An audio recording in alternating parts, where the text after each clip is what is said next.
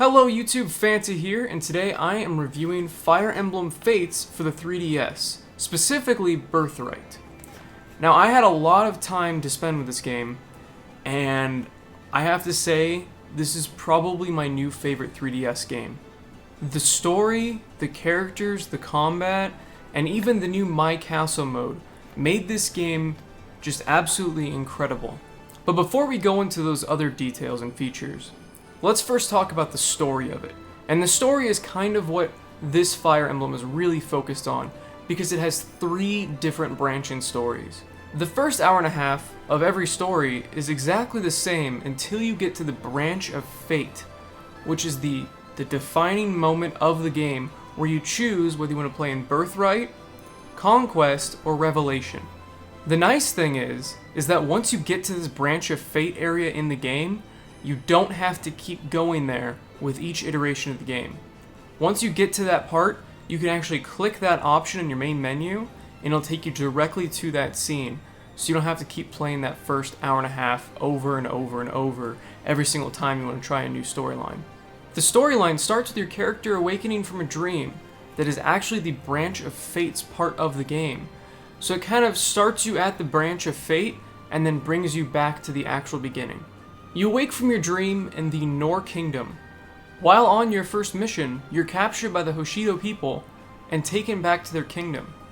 Once you are there, they start treating you like family and your character's really confused, until you find out that the Nor Kingdom has actually kidnapped you many years ago when you were a young child and has been raising you as their own.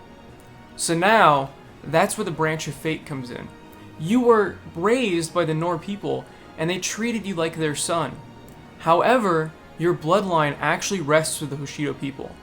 So, the different choices are Birthright. Birthright is you choose to stay with the people that are, of course, your actual family. Conquest is you choose to side with the Nor people because they raised you as their own.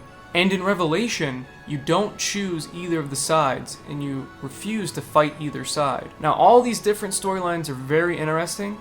I beat Birthright, but I did not have enough time to go in depth of Conquest and Revelation. I did play a few hours of each, and I am happy to say that there's enough content there that it's definitely worth the extra $20 if you just bought the base game. The cool thing is, if you were lucky enough to get the special edition, it includes all 3 of the games on a single cartridge, which makes it very easy because you don't have to switch out cartridges, you don't have to worry about save data on your memory card, and you also have 9 save slots, so that if you make different decisions along the way, you can save those points so you can keep trying different paths. Combat is practically the same as the last Fire Emblem games in the series. When your units' relationships improve, their combat effectiveness also improves in battle, which is a really interesting feature. This was also, of course, in Awakening as well, where they had marriage and kids, and you could bring the kids into the combat because they grow up in a different realm. And I have to say, if you get this game, I highly recommend you make your characters have kids, because those kids are extremely powerful in the game. Another new feature of Fire Emblem Fates is the My Castle. My Castle allows you to configure your own castle, and you can actually put shops in different areas that you'd like. You can have either a pool where you get amber out of, or you have an onyx mine if you're on Conquest. You also get a bean field or a dairy farm, depending on which game you're playing on. Also, there's a cool lottery that you can play on, and every single day, not actual day, there's a day and night cycle, every single day in-game, you have the chance of winning a different weapon or power-up. These neat new features, including the arena, where you can bet on fights, your own house, where you can improve your relationship with other characters, and the visitor square, where you can meet other characters through Street Pass. All of these extras add a lot more gameplay to the game, and it really was fun coming back to your castle after every mission and seeing what's new. Now, I only got the chance to beat Birthright, but like I said, I did spend several hours in the other 2 games, and I have to say, they're definitely worth the money. The question is, which one is right for you? If you're not planning on buying all of them, which one do you want to go with? Now, to answer that, Birthright is definitely the easiest of the bunch. It was a ton of fun, don't get me wrong. There were definitely some missions where I was down my last couple people.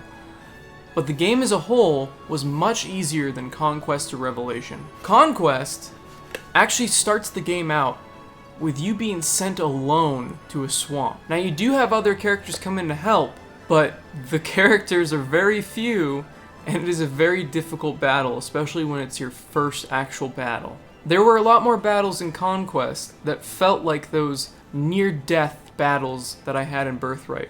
Revelation I didn't have too much time to spend on, but it was definitely more difficult than Birthright, but not as difficult as Conquest. Conquest does not allow you to grind. In Birthright, you can continually scout for new missions, which allows you to level up your characters, improve their relationships, make them have kids, and generally improve your army. Conquest does not have that. However, Revelation does. So it takes the difficulty of Conquest and some of the easy parts of Birthright. So it's almost the perfect combination. I really love these games, and I'm looking forward to spending more time in Conquest and Revelation. I give Fire Emblem Fates Birthright a 9 out of 10. Like I said, this game is incredible. I love the story, I love the characters, and it really is a blast to play. Anyway, thanks for watching, guys. I hope you guys enjoyed the review. If you guys enjoy this content, definitely do leave a like and subscribe, and comment down below which Fire Emblem game you're gonna get. Have a great day, guys.